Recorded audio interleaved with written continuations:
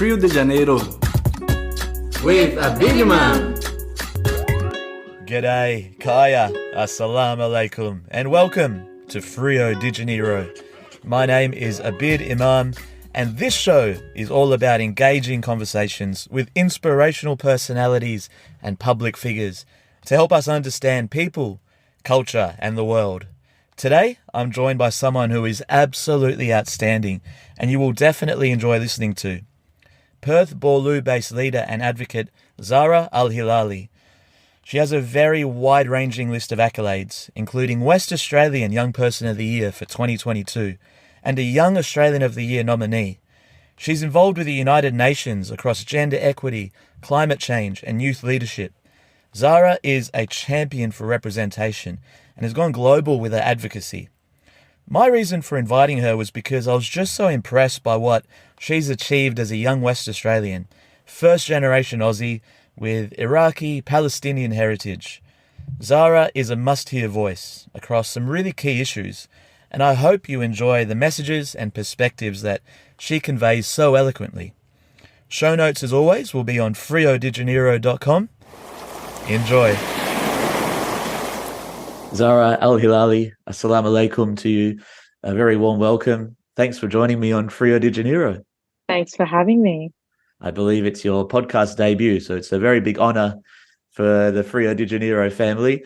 And I've done a lot of research. I really respect your incredible story and also your leadership. Can't wait to discuss so many topics, but love to find out the beginning of your journey.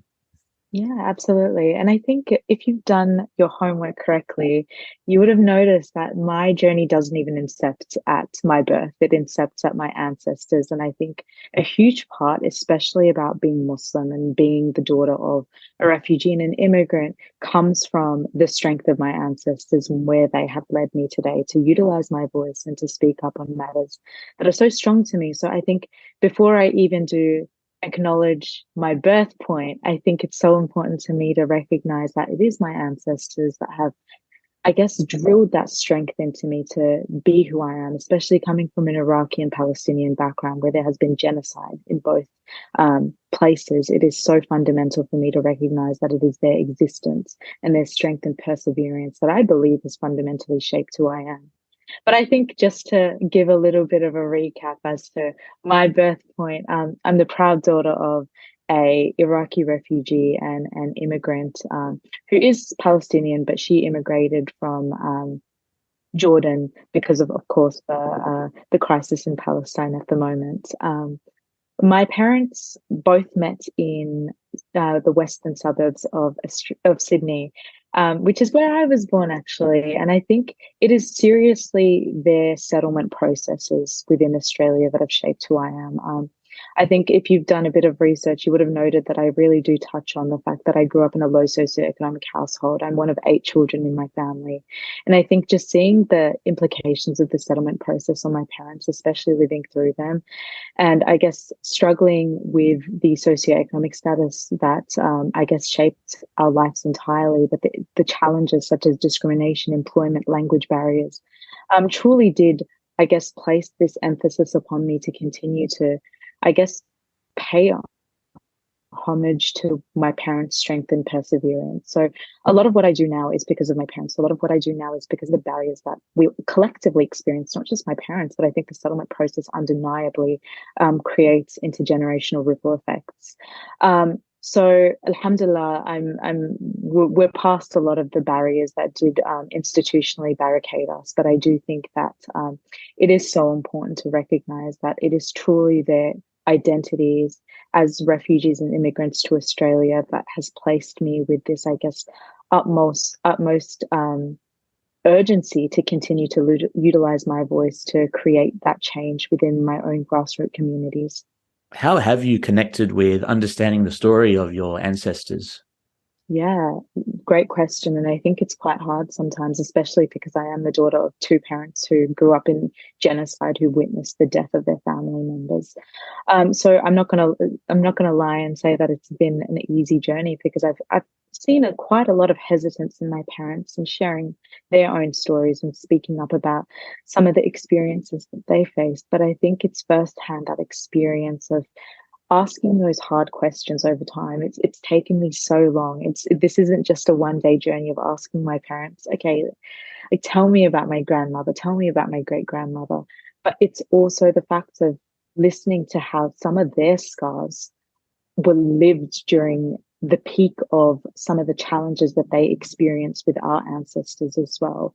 So I think it's fundamentally derives back to that trust-based relationship that I think some people don't really speak about, especially when it comes to your parents. You're almost, I guess, taught to have this automatic trust-based connection. But I think when there's a lot of trauma, you really do have to work on it. But alhamdulillah, a lot of what I've seen now is pictures, clothing, and I think it is those artifacts that are so physical that share stories more than words do sometimes. So that's one way that my family has connected with me in terms of sharing their stories. Yeah, you said that early on there was some hesitancy, and I know from personal experience that's definitely been the case. Trying to understand about the journey of great great grandparents moving from not even moving, but the colonization process. The British taking people to Fiji, for instance, and then over time, once you ask more questions, I found that they were more open. But how's that experience with you asking questions, and then how's that changed at all? Yeah, still a lot of hesitance from my mum's side, I must say. I think this is something that I feel as though most Palestinians will resonate with, and it is that consistent fear that you do need to prioritize your safety in certain spaces. So my mum is very often hesitant, especially when I am in public spaces speaking about my Palestinian heritage, because there is quite a lot of, I guess, media controversy around the issue, and there is quite a lot of trauma that a lot of Palestinian communities do consistently dig deeper. Whereas, contrastingly, with my father, who was a refugee who fled the Saddam Hussein regime, he's so prideful of his journey and he consistently loves, now that we've evolved that relationship, to tell me more and more about, for example, my grandmother, who he hadn't seen for over 10 years. And they were separated by a refugee camp. He loves telling me those stories because he wears them as though they are his survival. So I think it's quite complex, especially when you're from two completely different countries. To, I guess, find the parallels, even though they are quite two regions that are completely close by each other by geography. But it's different because I think my mother's pain is still, I guess, consistent, especially with what's going on in Palestine right now. Whereas I think for my father, even though there is quite a lot going on in Iraq, there is still a lot of genocide that is, I guess, brushed under the rug. I think my father just feels so grateful to consistently find courage in his strength and find, I guess, closeness with his community, because there is quite a heavy Iraqi community in Perth that I am a part of that have had shared similar experiences. This show, Freo de Janeiro, is really about understanding cultures and exploring the world. How have you been able to explore the Iraqi and Palestinian culture, knowing that there's been challenges with traveling and the like? You've said that there's a strong community locally, but have you had an opportunity to, in your lifetime, visit those places? No, unfortunately not. My mother is still quite hesitant about me traveling to Palestine, and I must preface that I'm a very big traveler. I love to travel, and whenever I have an opportunity, I love to do at least two or three countries that reside next to each other. But my mum is still very skeptical about me, I guess, touching that region on my own, because of course there's a lot of trauma, there's a lot of experiences that she still has kept a secret from me. With Iraq, unfortunately, I hadn't either.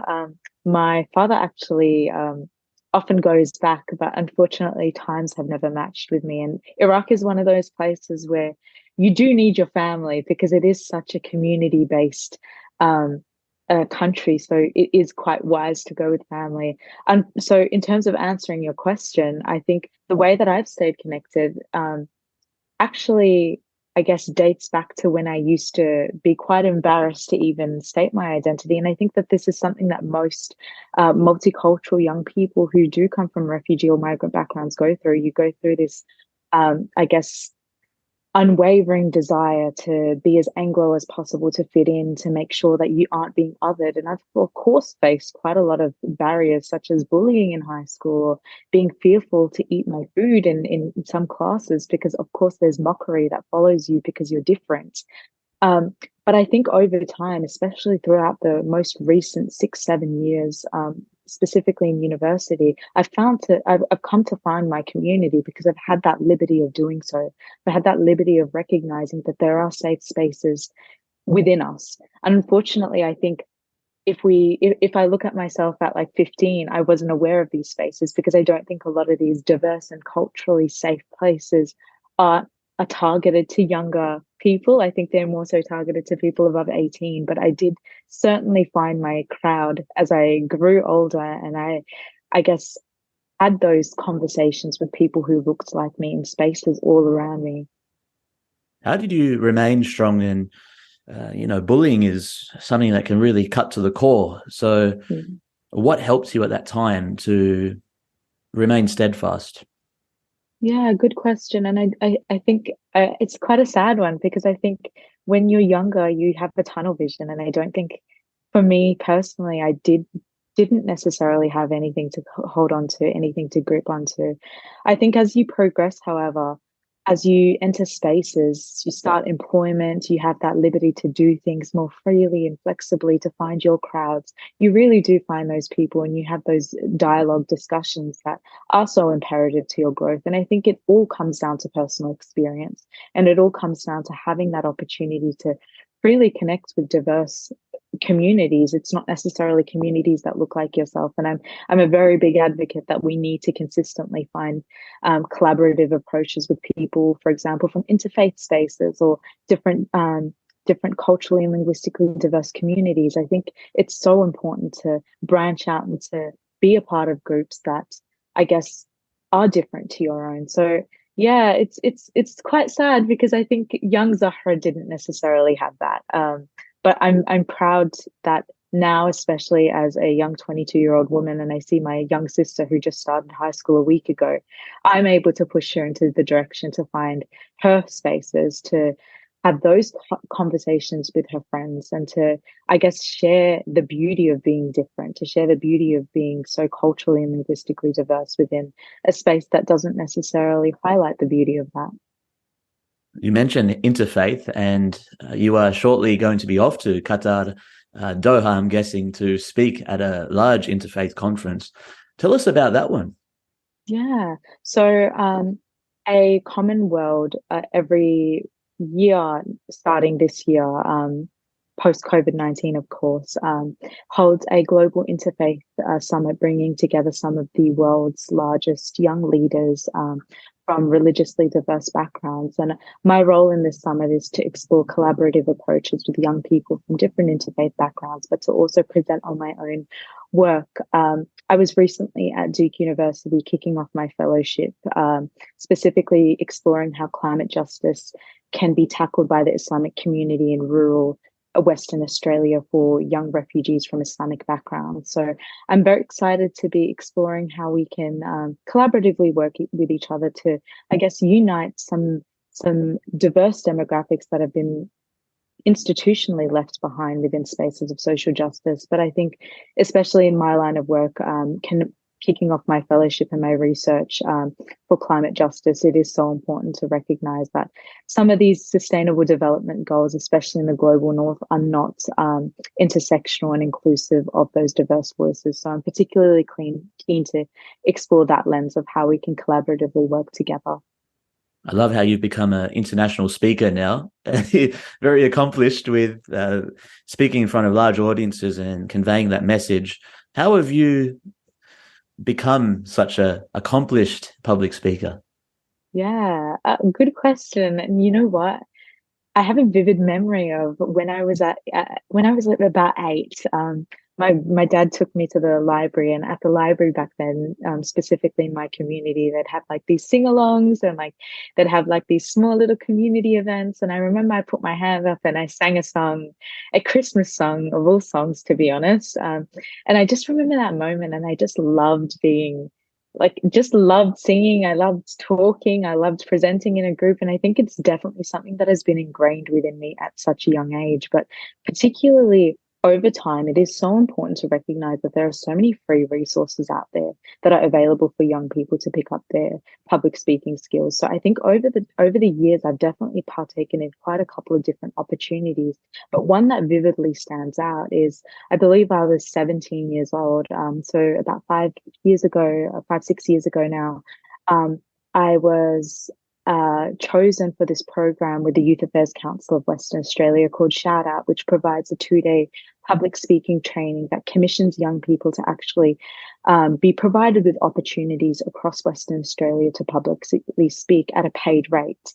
So back then, and I'm sure if you've had any experience in the social justice space, back then we didn't really have any commissioned opportunities where we were getting paid for social justice initiatives or to share our stories. So it was so huge to be a part of this training and to, for example, be booked out like 100 times per year to give speeches at different schools or to speak at private sector events, and just to share your story. So I think that was a very foundational event that I really did value. And it's quite funny because it now has a loop effect. Just at the end of last year, I designed the program for the new generation of next young speakers. So the program is so brilliant. And if there is one resource that I'd love to share, is just to have everyone keep their eyes peeled for possibly this year's intake at the end of the year. So what did you design for the next generation? How did you make it a Yeah. challenging program? Yeah, absolutely. I really did restructure the training to ensure that we are providing a decolonial lens in terms of public speaking, and just making sure that we do recognize, I guess, some of the lessons in terms of public speaking that aren't necessarily highlighted. So, for example, I think there's this misconception that when you get an opportunity, grab it with all your might. But I think contrastingly, we really do need to prioritize safety at the core of public speaking. There's a lot of hazards, especially for young people who don't necessarily know their trajectory in life and what they want to do, and what they should be saying online or what they shouldn't be saying online. So, for example, if you choose to get a job with the government in a couple of years, it is important to recognize that there are some things, albeit they might just be innocent social justice related items, but you do need to be careful that you are prioritizing, I guess, your future goals at the core of why you are speaking in spaces, and just highlighting how you can convey a message in a way that is, I guess, safe to yourself, but also safe to your future self as well. I noticed you've been spending some time in America. You mentioned Duke University and the fellowship there. What are you focusing on in that program and that fellowship? Yeah, so I mentioned that that program specifically focuses on rural refugees in Western Australia, specifically those who identify as Muslim. My goal entirely for the past 5 years has just been to amplify as many young people from refugee, migrant, and multicultural backgrounds to partake in social justice initiatives and to envision themselves as leaders within governance and leadership structures. And I think that my fellowship at Duke University does just that. It allows young people from refugee backgrounds who have essentially been institutionally marginalized from the inception of their arrival in Australia to become leaders within communities, and to partake and be provided with resources that can strengthen community collaboration, but can also create a ripple effect of changes within the Sustainable Development Goals. So I'm really grateful for my fellowship in terms of how I'm able to create tangible outcomes. So my goal right now is to establish a climate refugee summit within rural Western Australia, within a specific city called Katanning, which has a large Afghan Hazara minority. So inshallah, God willing, the goal is to equip those young people to be the leaders within Katanning, but to also be provided with resources to build climate justice strategies within that small rural community, which unfortunately isn't necessarily resourced right now. So that's the goal.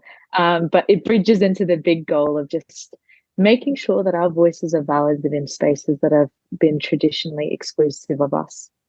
Thank you. Yeah, and Katanning is a really cool place. I love when you drive in, you got the flags of the different countries Yeah. and so diverse. I'm guessing you spent a bit of time there?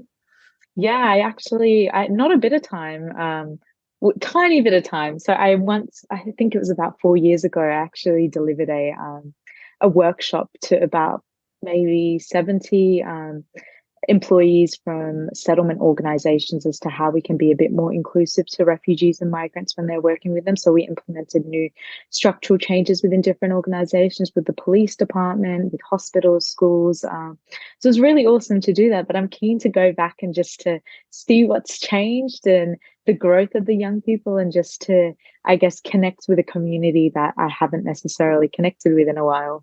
Another community that really stood out to me when doing a bit of digging was Christmas Island, and Yeah. it's amazing that they're actually part of Western Australia, even though they're so close to mainland Indonesia. A beautiful place, and I know you've had a really big part in the youth association there. How did that come about? Yeah, so it's quite an interesting story, and one that probably is one of my favorite projects that I've ever worked on. And I say this with so much pride because that community on Christmas Island is second to none. Um, but just for a bit of context for listeners, Christmas Island is a small island just right under Indonesia that is a part of the Australian jurisdiction alongside Cocos Island. So they're both two small little islands, but I'm sure most listeners have heard of Christmas Island. It's previously been used to offshore um, illegal asylum seekers, and has been used as a detention center. But in 2020, we were fortunate enough to be reached by the Islamic Council on the island, and we were speaking to the Imam there, and he was telling us about how the young people on the island haven't been provided with any opportunity to speak up. They are some of the most passionate kids, and fortunately, I got to experience that. But from the Imam's words, I remember feeling like so excited because I heard so much passion that these kids wanted to do. Um, and unfortunately, there was just not enough resources that were available. So I was fortunate enough to do this project with my sister and one of my close friends, and we were approached to deliver a youth conference on the island, which was so successful. It led in the establishment of the Christmas Island Youth Leadership Association. Um, and this conference explored how we can create tangible policy strategies that can be presented to government officials. Um, but funnily enough, the project doesn't end there because there was a lot of excitement. We're actually heading back in April to establish the first ever policy organisation on the island where young people will directly contribute to Australian public policy. So the goal is to establish a governing body of young leaders that will work closely and with work closely within Western Australia, but to also work closely to advocate what they want. And I'm a firm believer that policy is a great strategy for young people to get involved and to create changes, especially having chaired the Western Australia Ministerial Government Council. I just think that unfortunately we just don't have enough resources to teach young people the power of policy. And of course, I think it is a colonial process that I'm not going to deny that. I think the processes of having to document and govern your strategies and your stories. But I do think that this will be a foundational step in the leaders of Christmas Island to partake in governance and leadership like no other before. What have been the policy priorities for people on Christmas Island? Yeah, big one has been cost of living. And I'm sure this is a global issue, but I remember and this was in 2020 before we hit a major rise in cost of living. But I remember walking through the shopping centre and I saw a pun of strawberries for 17 Australian dollars, and I was so absolutely shocked. But that has been a really big one for the young people on Christmas Island because a lot of them unfortunately can't access loans because there is only one bank on the island. A lot of them can't purchase houses. Rent is scarce. So a big part of the young people's initiatives is to explore how they can participate in, I guess, creating a lot more accessible and equitable approaches for young people to access, for example, accommodation or employment, to better themselves. But I think another one that has been quite interesting that I'd really love to delve into this time around is climate justice, especially over the past year with COP27. We saw a very big rise just recently about the priorities of including young people in climate justice. And I think, especially with the young people on Christmas Island, there was quite a lot of interest in being involved in these processes. But again, I think a lot of people from migrant and refugee and asylum seeker backgrounds just don't envision themselves in the climate justice narrative. So the goal this time around, hopefully, is just to explore how they can create tangible elements. So last time around, we actually created a community garden for the young people on Christmas Island, which is a great way to combat climate injustices and to provide a food source for people within the community. But I'm keen to explore how their identities and stories fits into the climate justice movement. I did get to spend a week each in Cocos and Christmas Island teaching athletics there, thanks to the state government here. And what really took me back about the students there was just how connected to environment they were and climate issues, because one of the examples was their teacher would take them to the beach on Christmas Island in the morning to collect float sand, which would be floating from Indonesia. So things like, plastic and thongs and all sorts of garbage, and they create artwork out of those bits of garbage. So that really is great to hear that you'll be doing that. Did you were you by any chance there during the great crab migration? Oh yes, I must say, and it was quite horrific to just like record outside of the car and just to hear crunch, crunch, crunch, because you're not like they block off the roads when there are crab migrations for any people listening. So you take alternative detours, but sometimes you can't avoid them. So it was quite shocking to just hear those crunches, and I think it's something that I'm really not looking forward to because they are so beautiful. It's such a sight. Yeah. And did you also spend time in Cocos Island? No, unfortunately not. We are actually running a training similar on Crocus Island as well. But my sister will be delivering that one, which is super exciting. And I'm keen to see how that goes. Well, yeah, for the listener, highly recommend Christmas Island and Cocos Island. Cocos Keeling Islands as beautiful destinations as part of Western Australia. It's still a little bit pricey to get out there, but definitely a hidden gem and worth it. I want to know about the leadership training and mentorship you provide to younger people. What are some of the key messages around being a strong, authentic leader that is really important as you mentor and support the next generation? Yeah. Very good question. And you did send me some questions before, so I didn't quite do my prep on that one. But I think just sticking true to myself, I've taken quite a lot of, I guess, strength and knowledge from leaders around me. And I think, like, for example, shouting out a couple, Federal Minister for Youth, Anne Ali, has been such a great supporter of mine, and she has been so foundational in my growth. And I think from her individual self, what I take from her is her strength and resilience to consistently stick true to herself. And it's something that I've really struggled with, especially over the years in terms of being in the social justice space. Hate is something that I'm not new to. It's something that I experience almost every time I post online. There's a lot of death threats, there's a lot of trolling, there's a lot of sexual harassment.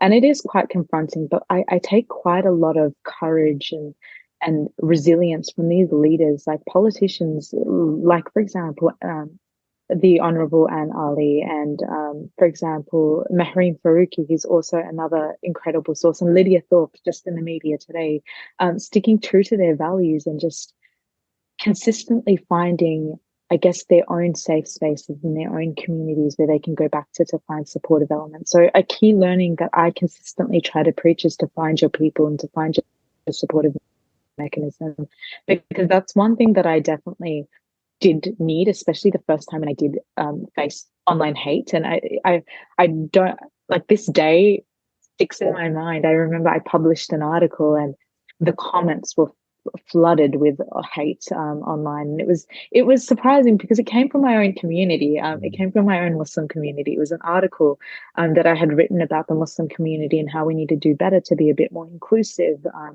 But and then I didn't have my audience, and I didn't have my community back then. I didn't have people who were looking after me back then, or who were telling me that I was safe where I was. So my mind automatically went to default that, oh my goodness, like I need to delete all my social medias. I can't be online.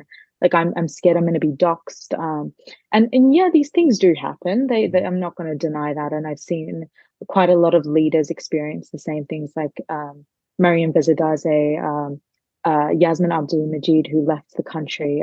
It's not new experiences, but I think the beauty of having your community and the beauty of having people that support you is they consistently reaffirm to you why you do what you do. They are your mind. They are the positivity of your mind. They consistently remind you of who you are when you can't even remind yourself of who you are when you look in the mirror. So I'm thankful now to have my own community in the variety of different spaces, from educational to work purposes to friendships. And it's something that I really do push young leaders who are especially looking to have an online presence to find before they do decide to do something that might not necessarily be controversial at the time. But honestly, as young people from multicultural backgrounds, or as young people not even from multicultural backgrounds, from diverse backgrounds, it's something that it is something that is a major risk. Thank you. And please never stop with despite that stupid idiots out there. But how can we be better? I'm asking this question from the perspective of a man from the Muslim community. What can we do? How can we be better at things? Yeah, that's a big question. And I think there are definitely different approaches with nuanced perspectives. But I do think that one thing that I'm really trying to channel, especially over this year, is just to listen more and to step back a bit. And I think that's something that I think was taught even during my teachings at Islamic school from the Prophet Muhammad, peace be upon him. Just listen. There's so much beauty in listening. There's so much beauty in stepping back in spaces. And I really do think that, sometimes we do come in with our own diverse perspectives, and sometimes we do think we're right. And I've thought 101 times that I'm right. Sometimes I walk into spaces in social justice where I think, goodness, like there's no way that this person I'm talking to can be right. There's no way that social justice can be bargained, for example. But I do think that there is so much nuance. There is so much background and storytelling and lived experience that shapes the way that individuals think. And I think sometimes if we just step back and we listen and we go home and we sit with our thoughts and we don't provide an answer ultimately, it's totally fine. It's totally fine to just sit there and listen. And that's something that I hope to channel. And I really do push a lot more people to be the listeners in the room. Don't be the speakers in the room. Be the listeners, and just sit with your thoughts and just remind yourself why you're in that room. And I do promise that it does create a meaningful impact. It's something that I've definitely been practicing, and it's something that I'm quite proud of myself for practicing, because it does ultimately shift my perspectives. Maybe not in that moment, maybe not when I go home a week later, but months later, I could have an internal click in my brain, and it'll all make sense as to why listening is so imperative in discussions that are sometimes controversial, or discussions that are sometimes hot-headed. I've seen that you're into poetry, and that is an area that I have not listened enough of, for instance. And as someone who is probably a lot more of an expert in poetry as I am, what are some steps to get started in it? Because I think it's an art form that is, you can say in a really respectful way, ancient, and it allows you to tap into, for instance, ancestry and some really beautiful storytelling. So I know it's not one of the questions I gave you in preparation. Don't worry, I've done homework though. Tell me about this preferred art form of yours. Yeah, look, I think it definitely goes back to me reading. And I think to anyone who has an interest in poetry, I definitely start with reading. And if you're not a reader, write. And it doesn't have to be rhyming. It doesn't have to be making sense. Just write about your day. Write about something that you're passionate about. Write about your family, your friends, love, happiness. Write about anything. I personally love the alternative route of reading, because I think reading really does enhance your perspective, and it really does, I guess, open up your mind in a way like no other. And I've been such a reader. I must say my vision is absolutely horrible because I used to read under my lamp and my mum would scream at me and she'd tell me, and now my vision's bad, but just read, like have those sources. And I think another alternative perspective is to listen to podcasts, because I do think that the knowledge that you get externally is so important to shifting your poetry. It really does, I guess, do that click effect in your brain again where things start to make sense. And reading's the way that it makes sense for me. But in terms of actually writing down my emotions and writing down poetry, for me, again, it starts from writing. So I'm a very big journaler. I journal my days sometimes.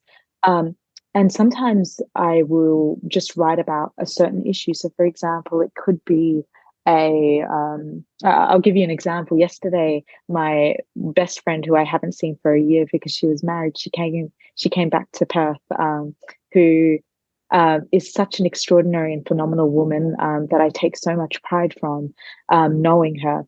And I just went home and I wrote about it. And I think that the common theme of that, what I wrote, was about love, was about happiness, was about friendship. And you start to see elements in your plain language that you can warp up into poetry. But I do think that there is something that is not necessarily highlighted to newcomers. Poetry doesn't have to rhyme. It doesn't have to have alliteration. It doesn't have to have your common steps to what poetry looks like in the media. So poetry can just be your written words. It can be how you feel. Don't make it too complex. It just be simple. Start from there, and it flows. I promise you, it flows. Do you read or absorb poetry in English, or is it also, because I know in Arabic there's some really beautiful poetry? Yeah. Arabic is very beautiful, but I must say I am quite.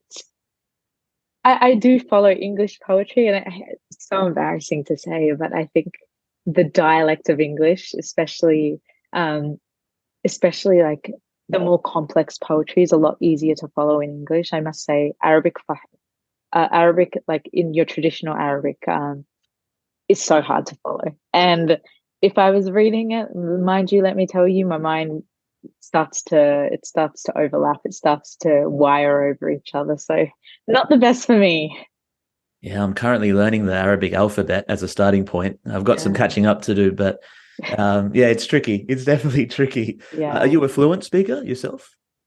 I would say not really. I'd say my Arabic is Palestinian and Iraqi. And if anyone knows the difference between both, you'd know that's two completely different Arabics. Iraqi Arabic is, I like to describe it, a vacuum cleaner Arabic, because it's so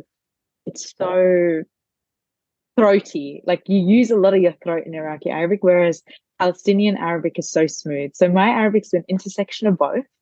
And sometimes I can't for the life of me speak to people from the North Africa region. Anywhere else I can get by. So I'm fine in Arabic, but it's easier to interact with Iraqis and Palestinians. Is this the modern standard Arabic? So is the written easily? No. No, it's all very different, is it? It's all very different. Okay. Yep. So that's that question itself shows how much I know about Arabic as a starting point. Yeah, it's a bit of catching up. But I want to go into the next thing, which was, so you said journaling and then journalism. So that is something you're studying. So clearly it is natural for you to love that writing element. The journalism part of it, I was interested in what angle of journalism is your passion? Yeah. So I actually, just to clarify, I've just finished my degree. So I finished my law degree and my journalism degree, which is so exciting. But I've always been interested in social justice. And if you speak to any of my professors, you'll know that all my assignments in university were always about social justice. They had to try and push me to do anything that wasn't social justice. But I think my identity really does intertwine with why I write about social justice. So I've been fortunate enough to work on a couple of pieces about social justice, and I think specifically highlighting the sustainability goals, development goals, as a key mechanism in terms of amplifying some of those stories. As I mentioned, my ultimate goal in the past 5 years has been to amplify those missing perspectives, and that's all that I do. And I think even if for example, a story that I do write doesn't necessarily have to do with those development goals. It's always about amplifying those missing perspectives within community that aren't traditionally highlighted within mainstream media. And I think, especially being a Muslim woman who wears the hijab, it's so difficult to see traditional, authentic perspectives being provided in a safe manner in journalism. So that's my goal. If I should pursue journalism, to just make sure that we are doing it in a safe way that amplifies those diverse perspectives. Do you have any journalists that you particularly follow or admire? Yeah, I really love Antoinette Lattouf. I think that she is such a wonderful. I believe she's a Lebanese woman who is so profound in consistently staying authentic to herself, to consistently staying authentic with her values. And I think that there's this perspective in journalism that you need to remain consistently always unbiased. But I've found so much power in her speaking about justice and speaking about what she values alongside her journalism, which is something that I do hope to one day take on. I've seen that you've been featured in Vogue. How does that come about? Such an odd story. So I was actually, I still have no idea how this happened, but I was running as president, as the first ever female president in my university for politics. And I posted my campaign, and the Vogue editor of Australia had seen it, and she had messaged me privately, and she had said to me, "Hi, Zahra, love to feature you in Vogue. Could you write a piece for us? Could you email me?" And I was so shocked. Like, this was so random. Mind you, like on my social medias, I don't necessarily have a public following.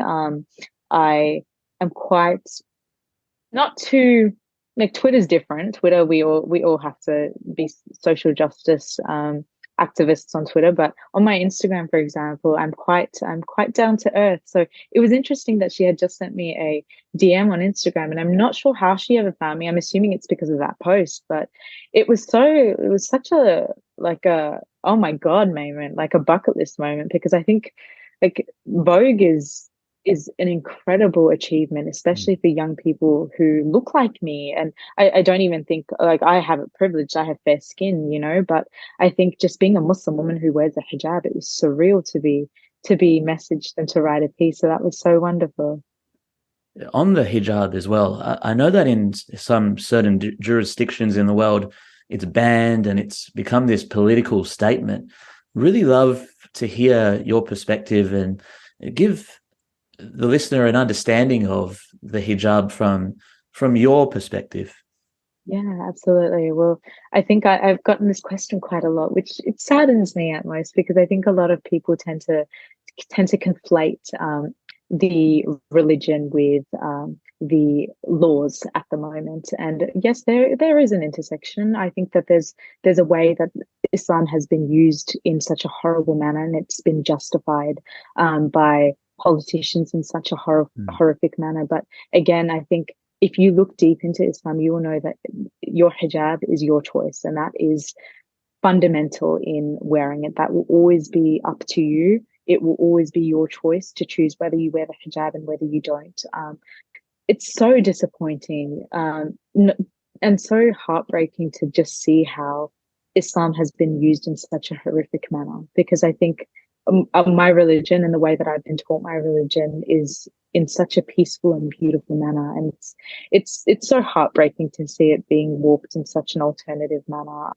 And being a hijabi in Australia, I know during summertime it's very hot, and in climates in the world where it's challenging. But how's it been in Australia in particular? Yeah, look, I think I still remember the first time I put on the hijab when I was in year four. It was quite hard for me because the boys in my class, for example, would play who could pull off my rag first. So I think even at the inception of that, it's quite hard to wear the hijab post 9/11. And I think my experience with the hijab has been a love-hate relationship. There's been times where I've wanted to take it off, for example, because I've not felt comfortable at all. But there's been times that I've loved my hijab.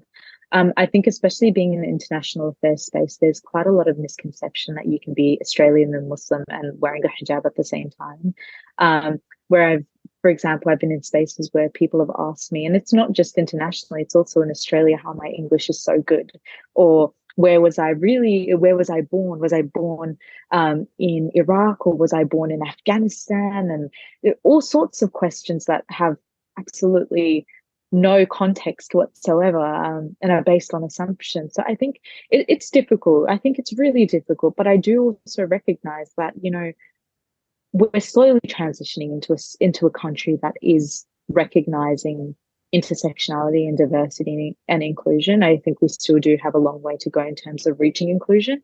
But what I've really valued over the past couple of years is the apprehension that people have before asking questions now, which is something that I didn't have almost 5 years ago.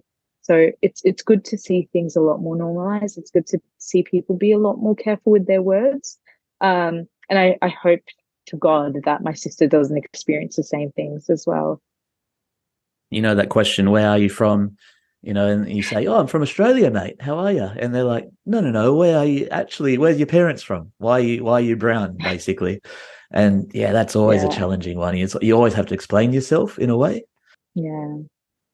Zahra, I'm really grateful for your time. I think there almost needs to be a second conversation at some point in time, and I want to know, you did mention reading is really important to yourself. What are some of the books that have influenced you and you do recommend to people?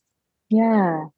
Hold on a second. I'm just looking at my room to pick a book that I should recommend. Give me 1 second. I'm going to go get a book and I will be back in a second. Okay. So I have 2 books. I've bought a poetry book and I've also bought a book for people to read. The first book, which is my poetry book, is Before the Next Bomb Drops by Remy Kanazi, which I think is, I can't show it. Hopefully there it goes. All right. Awesome. A really wonderful book that highlights powerful poetry, specifically about the Palestinian experience, and it really does compel you to just open up your mind to some of the tragedies that aren't necessarily being showcased in mainstream media. A very powerful book, and one that surprisingly took me over a year to finish because of how powerful it was and because of how sad and absolutely grueling it was, but really would recommend. And the second one actually was sent to me by some of my colleagues at the Foundation of Young Australians, called Unlimited Futures. It is a collective First Nations and Black writers, what would you call it? Like, it has short stories. I've forgotten the word right now, but an absolutely incredible book highlighting colonial struggles of Black writers and First Nations writers that I do think is so compelling in terms of recognizing how colonization in Australia has thoroughly impacted some of the inclusion within the country. But yeah. Thank you so much for sharing those. Yeah, to finish, Zahra, what are the asks you have of the audience and listener? Any messages you want to leave, or how they can find you to support the work you do? Yeah, look, I think the first one that I spoke about previously is find your community. And I am very open with helping young people find their community. So my messages are always open for any listeners who'd like to find their community, would like to be pointed in the right perspective. You can always reach me at Twitter at Zahra Al Hilaly. And the second piece of advice, I think, is just to live life with kindness in a world that is so dark, especially at the current minute. It's so important to just be kind in any spaces that you're a part of. So if you can profess that anywhere, truly be like the Prophet Muhammad, peace be upon him, and just remember to act with kindness and remember to be remembered with kindness. Thank you so much, Zahra. This has been a huge pleasure. Really going to support you going forward, and wishing you all the best. Thank you so much for joining me on Freo de Janeiro. Thank you so much for having me. And there we have it. That was a lot of fun. Thank you so much for listening. As a community-cultivated, independent podcast, your support means the world, so we can keep these important conversations flowing. taking Wally Lup to the world and the world to Wally Lup. Until next time, keep smiling, keep scoring.